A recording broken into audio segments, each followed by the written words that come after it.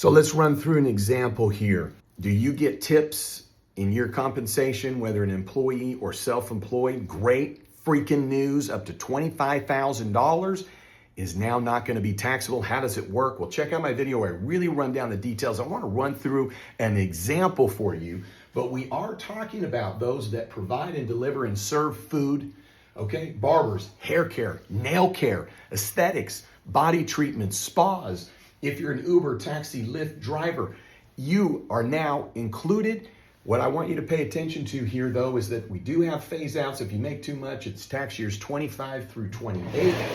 This is a deduction, so you got to track it. You got to report it as income and then take the deduction. It'll be on Schedule 1. It's called above the line. What that means is you don't have to take your deduction as an itemized deduction. So if you now are trying to figure out, well, wait a minute, how does this really work? Let me show you two quick things.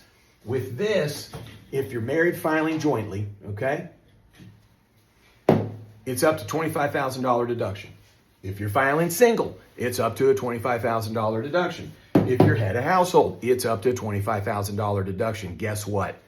Married filing separately, no deduction. What? So let's run through an example here.